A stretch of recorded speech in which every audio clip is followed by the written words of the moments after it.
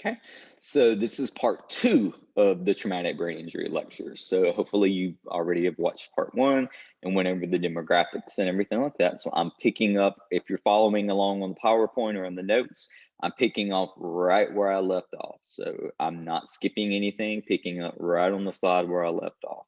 So let me share my screen with you all real quick.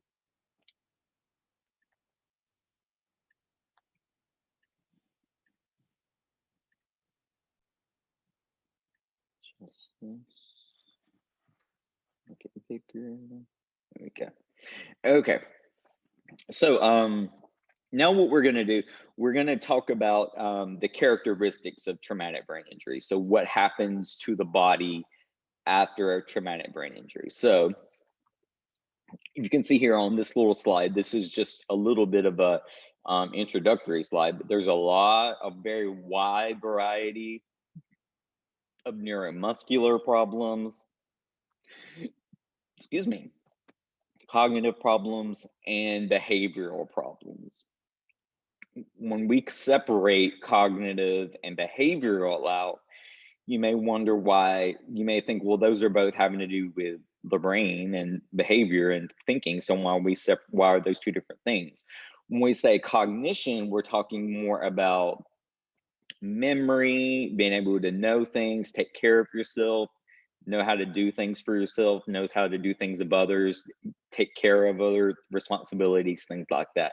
Behavior has to do with your control of your emotions, having the right emotions at the right time, being able to control your emotions, control your maybe anger, control your sadness.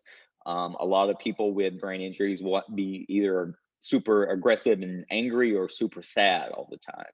So behavior has to do with being able to control those, um, as well as acting appropriately at the appropriate time. So not having basically a filter over your mouth and being able to know what to say at the right time and not just opening your mouth at the wrong time and saying all the wrong things to all the wrong people, which some of us do it sometimes anyway. But if you have a brain injury, it's much, much worse, believe me. And everybody is going to have a wide variety and a range of all of these three impairments. I mean, and it's just such a spectrum. I mean, no two people are going to ever be exactly alike. Um, and yeah, people get bummed out by the neuromuscular part, like if they have any of their independence taken away, like if they can't walk anymore, or if they can't use an arm or a leg as much as they could used to, like they used to could, or if they have to walk with an assistive device now. They get bumped, they get a little depressed over that, but they usually get over that. What is the most disabling for them in the long run is the cognitive problems and the behavioral problems. That's where is the most debilitating in the long run, not just for them, but for the people that have to take care of them and manage them too. I have an example would be, there was a guy that was my patient for a long time. He was my patient and inpatient. And then when I moved to outpatient, he became my patient again a few years later. And so I worked with him. I saw him go through his changes physically for about 4 years. Made a lot of physical changes, but not a lot of cognitive and behavioral changes. And one day, and his wife was super upbeat, very supportive of him, but they had teenagers. And one day we were talking just after his session, and he went to the bathroom, and she just said, sometimes I just feel like I'm married to another teenager now. Like I have another teenager in my house I have to take care of. And she just started crying because even though he made so many gains physically, because of his brain injury, he was very immature. And this man was a very highly educated man. He was a geologist for an oil company here in Houston. So he was very educated, had a very successful job, and now he had the maturity of a teenager. And that's who his wife was married to and had to deal with. And she said, I love him and I'll never leave him, and because we made a commitment to each other, but it's just hard. And that is hard. That's true for a lot of families. Sorry to be a Debbie Downer. So if you remember an upper motor, all TBIs are going to be an upper motor neuron lesion. And again, the impairments are going to be dependent on the affected areas of the brain, the affected lobes and parts of the lobes. But these are some things you're going to see a lot. You're always going to see some abnormal tone, either at rest or with which is called hypertonicity, or if it's with movement or velocity dependent, it's called spasticity or dystonia. Let me skip to the bottom for a second. Hyperreflexia. So on the parts of the body that the damaged brain controls, you're going to have hyperactive reflexes, maybe 3 pluses and even 4 pluses. You can also have reemergence of some of your primitive reflex patterns, like some of your reflex patterns that may have been present at birth, like the Babinski reflex that often comes back after a brain injury. Some other primitive reflexes will reemerge, and when those do reemerge, that's usually not a very good sign. And the longer they stay present, it's usually just indicative of the type of outcome you're going to have, usually a poorer outcome. Not always, because they are more physical, but sometimes it usually does, and it is indicative of a worse injury. Where this says primitive posturing, besides the primitive reflex patterns, you may see these 2 words here, decorticate and decerebate. Okay, let me show you a picture of those. These are 2 types of what we call abnormal posturing responses. So when I say posturing, when I'm talking about neuro, I'm not talking about you're having a good sitting upright posture and standing up straight, or a good dynamic posture. When we say posturing in the neuro world, we mean an inactive, or not an involuntary movement or position of the body that the person has no control over. It's something to do with muscle movements that's all involuntary.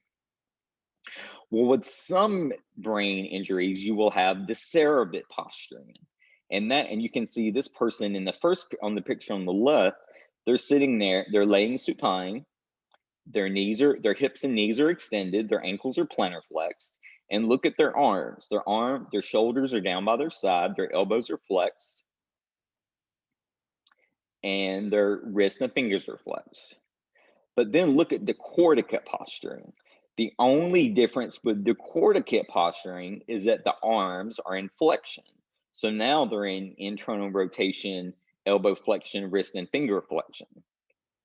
So these usually occur with hypoxic ischemic injuries, these 2. And these are usually indicative of a very long rehab process, and perhaps a poorer outcome if you end up with decerebate or decorticate posturing. Now, don't say I'm not telling you that's always the case, because I've seen many people heal from things that they never should have, and I've seen people not heal from things that they easily should have. So anything can happen in the neuro world. You just never know what's going to happen. Usually good things, or we hope. But decerebate and decorticate are usually indicative of worse outcomes. Now, if you can't remember the positions of these 2, I look at the word decerebate. Decerebate has a lot of ease in it, a lot more ease than decorticate. Well, in decerebate posturing, the arms are in extension. So extension starts with E. Decerebate has a lot of E's in it. So that's how I remember decerebate is arms extended, decorticate is flexion. Okay, so that's my spiel on reflexes. So next, let's go to some other characteristics. So you have, let me see, some things are, no, we're coming back to that. So you're going to have all kinds of alterations in sensation in anywhere from light touch, pressure, temperature, proprioception and kinesthesia, pain, sharp, dull. Your vision can be messed up. Your vestibular system can be messed up for balance. You're almost always going to have visual problems with a brain injury or a stroke. So it's just, all of these are just, can go from complete losses in sensation to almost none. You're almost never going to lose complete sensation in an area, but you'll likely lose, but brain injuries do, you lose lots of it, but it can come back just after time, but they often do keep sensory problems throughout their life and impairments. Motor control impairments, we have monoparesis, which is just paresis of one limb, hemiparesis, which is paralysis of both limbs on one side, and tetraparesis or quadriparesis is all four limbs. And that can, you can easily become a quadriplegic or a tetraplegic with a brain injury. But most often than not, it's going to be a hemiparesis, like a stroke. Shouldn't say most often, but a lot of times. Your coordination is going to be messed up, your timing and your sequencing of movements. You'll be very uncoordinated. Your timing might be off. You might do things in the wrong order because of cognition. Your performance can change from day to day. You might be stronger and more coordinated one day, and then weaker and less coordinated the next day. And then you may do better cognitively and behaviorally one day, and then do worse the next day. They're all going to have balance impairments. Even the minor brain injuries, that's just a concussion that didn't even lose consciousness, that the coach might have put back on the field, they are going to have balance impairments. So it is very, very important for them to go through screening before they get returned to any kind of practice or anything. Dysautonomia is a common feature of traumatic brain injury. So what is dysautonomia? So dys means bad or difficult. Auto means automatic, and that's referring to the autonomic nervous system. So we know the autonomic nervous system controls things like heart rate, blood pressure, breathing, temperature, sweating, all those kind of things. So when you have a brain injury, you can have dysautonomia. So it can cause problems in your heart rate, your respiratory rate, and your blood pressure. They can go up or down. You can have diaphoresis, which is just excessive sweating in response to just the activity that the amount you're sweating is just more than what you should be sweating. And there's this term up here, storming. That's another type of sweating. I'll come back to that in a minute. Hyperthermia, which means you may have an increased body temperature, even at rest. We already talked about the posturing. Hypertonia, which means you can have hypertonia in any or all of your muscles, and that can be at rest, or it can kick in with intentional movements. A lot of times these people will have teeth grinding at sleep and when they're awake, just sitting there minding their own business, and they won't even know that they're grinding their teeth. Up here with this says storming. Storming is a very special type of diaphoresis. When a person has what they call storming, or I've even heard people use the term brainstorming before, which I really wish they wouldn't use that term. Because that makes you think they're thinking and coming up with ideas. We're talking about sweating here. When people are truly storming, they are basically sweating from every pore in their body profusely. They soak their sheets because of sweat. They are dying of heat. They have to have fans on, blowing on them at all times. They have to have the air conditioner cranked down, and basically they just can't wear many clothes at all because they just soak through and overheat. So this may not be all the time. They can do medical interventions to try to intervene with this, but a lot of times it's just something that the body and the brain have to heal on their own. Now we're not going to let the heart rate and the respiratory rate and the blood pressure get out of control. And they are going to try to, if the person is hyperthermic, they're going to try to bring their temperature down. But with the storming, the most we can do, the best thing we can do is just to keep them comfortable. And most people that go through the true storming, they just lay on their bed and with just their underwear, and they have fans blowing on them from all directions, and they have the air conditioner turned down as low as they can. Yeah.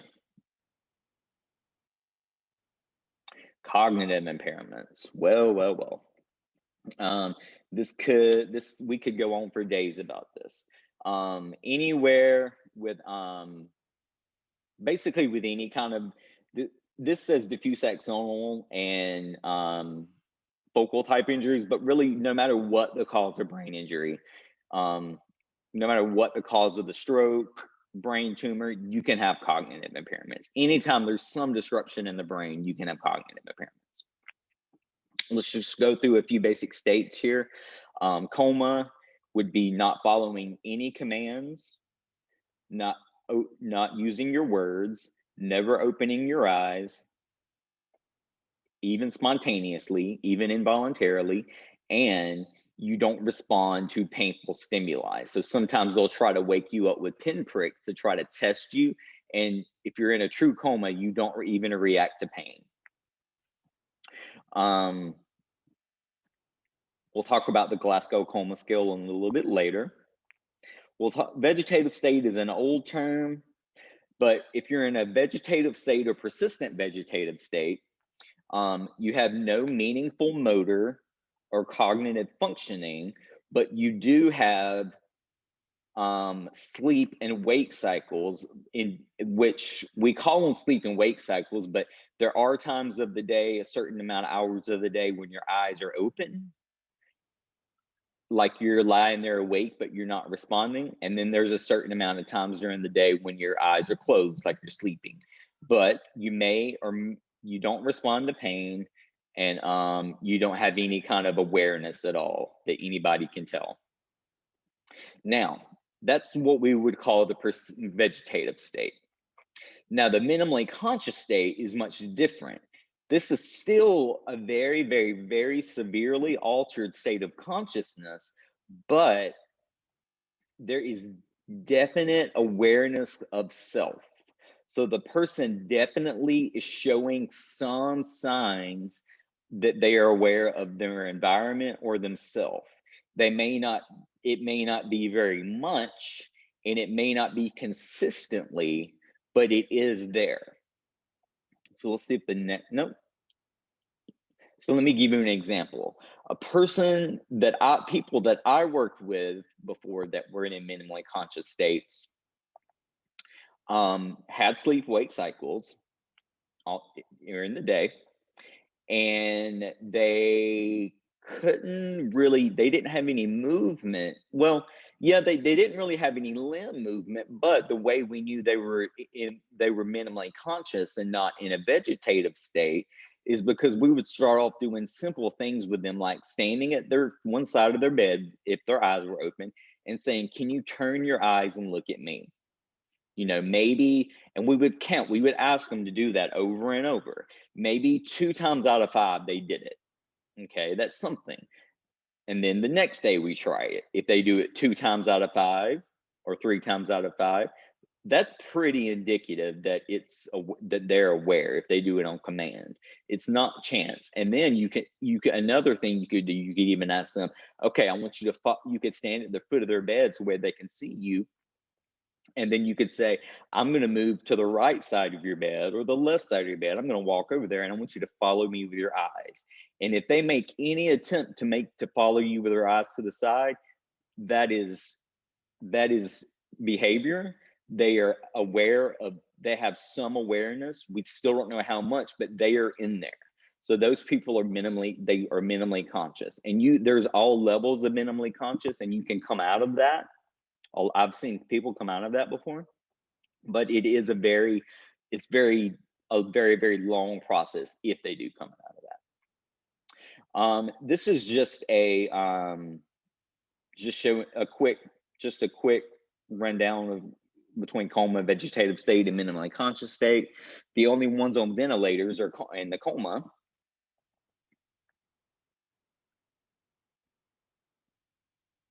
And the only ones that can make any volitional movements, it could be eyes, it could be finger twitches, it could be squeezing somebody's hand on command every time you ask them, or it could be squeezing the hand on command 3 out of 4 times on command. That's volitional movement. That would be minimally conscious. Those people are in there. Other cognitive impairments, which we don't really use these words a lot. Stupor is just an unresponsive state that the person is usually unresponsive, but you can briefly arouse them and wake them up with like repeated strong stimuli. And one of the strongest stimuli you do for a person like this is called the sternal rub. You take your knuckles and you rub it on their xiphoid process or on their sternum really hard. And you can do it on yourself and it doesn't feel comfortable, but if you have another person, if you're in supine and somebody's standing above you doing that, that's going to be painful. You're going to wake up.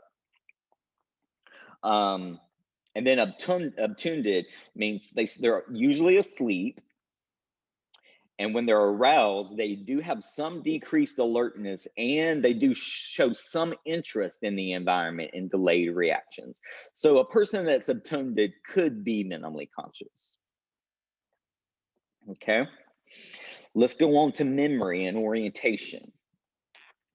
And then after memory and orientation, we'll talk a little bit just briefly about behavior, and then we'll take another break and stop this section of the TBI video. So orientation is just orientation to person, place, and time. So a lot of times you might see in a note that the patient it'll say O and I times 3. That means they were oriented to person, place, and time. That's the 3 things. Oriented and alert to person, place, and time. So you always want to ask them who they are, if they know where they are, and not just if they know where they are. Like the answer might be I'm in a hospital or I'm in an outpatient clinic. They may say that, but then if you say, but what kind of place is this? They may say hospital. Okay, well, what kind of hospital is this? What happens in a hospital? Maybe they don't know what, maybe they saw a sign or they just heard somebody say the word hospital, but they don't know why they're there. So that's a way you can ask them even deeper. And then you can ask them, what day is it? What's the month? What's the year? Usually day and date is going to be pretty tricky. Day of the week might be tricky, but year is usually somewhat reliable. You can even ask the president a lot of times, because president spans 4 years, so they got a little bit extra time. Ask them their birthday, ask them their family members' names, and if they're in the room there with you. If you've met any of their family givers or caregivers, you can ask them orientation questions about that. Memory problems are usually due to trauma to the frontal lobes, especially the prefrontal cortex. So the very, very front of the frontal lobes. And we know the frontal lobes are big and holds a lot of our memory and decision making, but most of our memory is here in the prefrontal cortex. And I already talked about, there's retrograde and anterograde amnesia. Retrograde is when you can't remember anything in the past, and anterograde is amnesia, and anterograde amnesia is when you can't form new memories. So say you get to the hospital and you meet all your therapists on day 1 and day 2, and then on day 3, you don't remember them at all because you weren't able to make new memories. Post-traumatic amnesia is what you usually hear, and that's always referred to as PTA. So it doesn't, when you're talking about brain injuries, PTA doesn't mean for physical therapy assistance. It means post-traumatic amnesia. And it's the time between when the injury took place to the time the patient is able to start remembering things, making new memories. So if I have a brain injury, I usually almost never remember my injury, but I can't remember anything about what's going on, why I'm in the hospital, things like that. I'm still on post-traumatic amnesia, after trauma amnesia. But as soon as my brain starts healing and I start remembering things like the date, things like what I had for breakfast, who my visitors were that day, maybe I can start to remember some of my therapist names, or I can recognize what their faces look like. I might not know who they are, but I might say, "Hey, I know who you are. You're my therapist," or you helped me take steps today. That's when you start doing those things and your brain is allowing those memories, then post-traumatic amnesia is starting to end. Declarative memory is a type of memory that we have that's able to recall facts and events that we use in learning.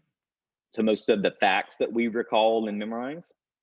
Procedural memory is knowledge of how to do motor tasks. So things that we do every day, on like habits that we do without really thinking about it. Like when we step in the shower every day, that's lots and lots and lots of motor tasks that we have to perform, but we do it half without even thinking about it. When you walk up and down a set of stairs, unless you're injured or hurting or sore, you're not having to think about put one foot up, then the next foot up, or put one foot down and the next foot down, hang on to the rail. You just do it and you don't even think about it. Even driving can be considered in somewhat a procedural memory, because how many times have you driven from one place to the other and then realize, how many red lights did I go through? I don't even remember going through them, but you got there, so you must have been through the green lights. So that's procedural memory. The key to all cognitive rehab, and the key to any physical rehab, is repetitive practice. So for cognitive rehab, it's repeating people's things over and over, helping them learn their orientation over and over, even if you're, and we're not cognitive therapists in our realm, but it is our job to help carry these gains over. So if they don't remember how to weight shift and walk, how are they gonna walk out of the clinic, or how are they gonna get home? So we have to help them learn their cognitive skills too. So if it's making a game with them of how to remember your name, or maybe drawing a map around, let's say, okay, this is where your room is and this is where the therapy gym is. I want you to use the map and take me to the therapy gym. Those are things we can do to challenge cognition during a physical task. Say you're doing gait training or wheelchair propulsion training. Okay, you got to get me to the therapy gym or the cafeteria or back to your room, but you got to remember, you got to either follow the signs or you got to use this map. And you'll be very surprised at how much of a challenge that is for some people, but it's kind of fun to do it over and over, and then to watch them get better and better and better until they don't even need the map anymore. They say, I got this. There's going to be attention deficits are all over the place, hyperactivity. Impulsiveness means just acting on an emotion or behavior without really thinking about it. So like an impulsive behavior might just be like sitting in your wheelchair and being weak and forgetting that you can't get up and transfer by yourself, yet you see the commode and you just try to transfer yourself out of the wheelchair into the commode and you fall flat on the floor because you didn't remember you couldn't do that. That's impulsive. Decreased attention spans. I mean, anywhere you can, all aspects of it. Lack of insight into their injury and what they can and can't do. Very poor safety awareness. Sometimes you're going to have patients that have very few physical deficits. You're going to walk in to see a patient and they're going to be standing up, walking around, going in and out of the bathroom, doing balancing, doing turns, and you're going to think, why are you even here? But then you'll get to talking to them, it's their cognition that's messed up. Those people can be the most dangerous patients because they're very, very strong and they still have all their mobility, but it's their cognition that's messed up. So they can be very aggressive, they can hurt people, they can escape from the hospital or from the clinic. So those people can be very dangerous. We call those walking wounded sometimes because they are too They're too mobile for their own good. They don't know the danger they put themselves in. Executive function, cognitive skills. When we say executive functioning, we mean higher level cognitive skills like planning out a meal, or planning out a day, or making your schedule for the day, or being able to go to work and perform all your responsibilities. Those are higher level cognitive skills. Those are higher than taking care of yourself. How much do we have left on behavior? This should be, yeah, this is the last slide on behavior. So I've already mentioned that the behavioral and the cognitive deficits do tend to be the most disabling socially for the patient and their family for the rest of their life. They can be it can change their whole personality from one end of the spectrum to the next. They can be angry all the time.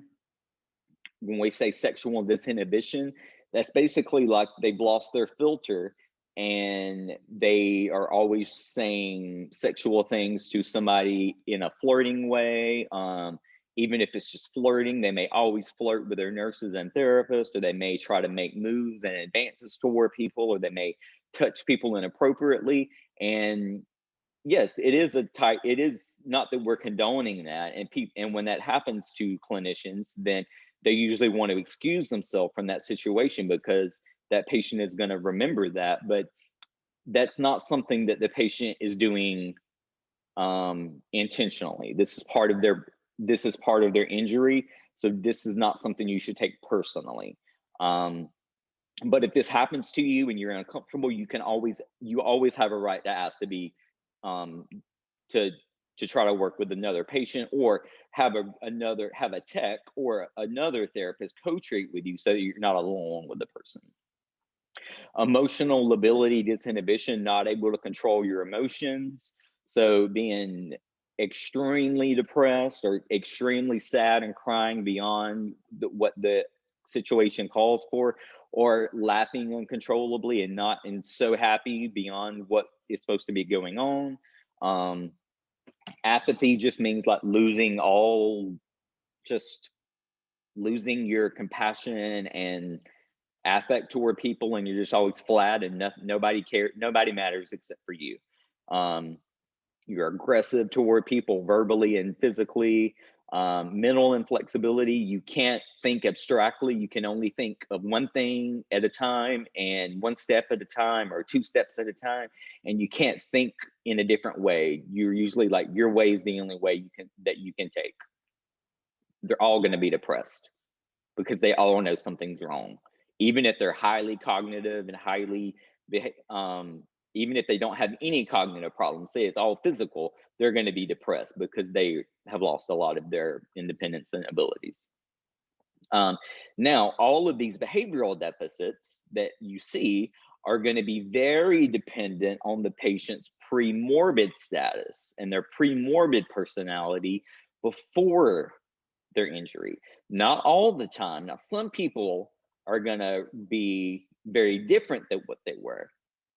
But what I've learned from neuropsychologists and psychologists by working with them and then reading journals and things, that a lot of times these behaviors that come out of people that just surprise families and they just think this is not the person that I know, they're acting so different. These are repressed emotions and repressed behaviors that this person has kept hidden away, or this is something about themselves that maybe a long trauma that they pushed away from their childhood, or just a part of themselves that they don't like, that they keep hidden away from people, or something, and now they can't control it, and it all comes spilling out. And that happens a lot, mostly with frontal lobe involvement, almost always with frontal lobe involvement. That's whenever that's happening, that's whenever you need neuropsych involved, a neuropsychologist. They're very skilled at helping people with finding and helping us as all the team members find out where the person is in their behavior and how things we can do to help encourage their cognitive healing within our own physical things that we're doing, because exercise and challenging exercise also challenges cognition. So they can teach us how to do both. Okay, I believe that's all. Okay, so that's all on behavior and cognition for now, and we'll start with other impairments on part 3.